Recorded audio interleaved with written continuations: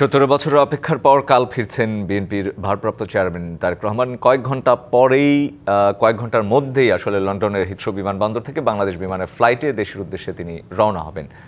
আমাদেরকে আরও জানাতে লন্ডন থেকে যুক্ত হচ্ছেন সহকর্মী এম এ কাইয়ুম। কাইয়ুম, মাত্র কয়েক ঘন্টার মধ্যেই দেশে উঠতে যাচ্ছেন।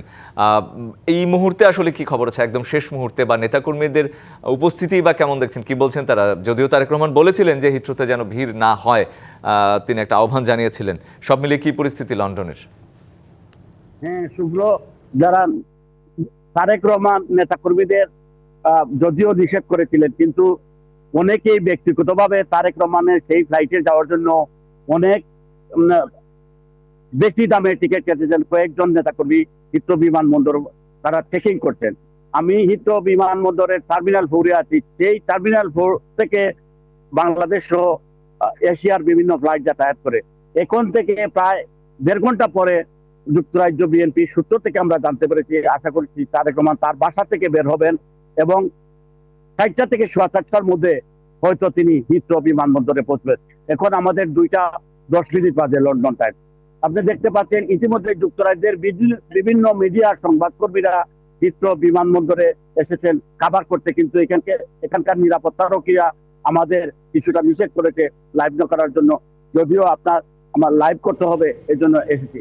তারেক রহমানের সফর সঙ্গী হবেন, আপনারা জেনেছেন ইতিমধ্যেই, তার স্ত্রী ডাক্তার জুবাইদা রহমান, মেয়ে ব্যারিস্টার জাইমা রহমান এবং উনার পুষা বিড়ালটি জেবুয়ার সফর সঙ্গী হবে।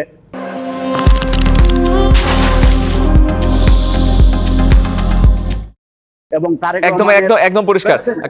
কাইয়ুম, আমরা এরই মধ্যে জানি যে তারেক রহমান বাসা থেকে বের হয়েছেন এবং বিমানবন্দরের উদ্দেশ্যে তিনি রওনা হয়েছেন। সেই ব্যাপারে আসলে নেতাকর্মীরা জানে কিনা, বা আপনি আসলে কি খবর জানাতে পারেন যে তিনি কোন পথে আসবেন বিমানবন্দরে, সেটি বা আসলে কেমন নিরাপত্তা সহ নানা বিষয় যদি থাকে সেটি একটু শুনতে চাই।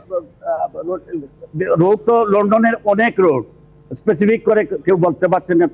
উনার বাসা থেকে হিথ্রো বিমানবন্দরে আসতে আনুমানিক 40 থেকে 45 মিনিট লাগে। ইতিমধ্যে উনার একজন সহকারীর সাথে আমার কথা হয়েছে, সে উনার মালামাল নিয়ে কিছুক্ষণের মধ্যে হিথ্রো বিমানবন্দরে আসে, সেটুকু জানতে পেরেছি। তো আপনি ঠিকই বলেছেন, হয়তো তারেক রহমানও কিছুক্ষণ রওনা দিয়েছেন, আসতে 40 থেকে 45 মিনিট সময় লাগতে পারে। যখনই তারেক রহমান আসবেন আমরা ধারণা দেওয়ার চেষ্টা করব।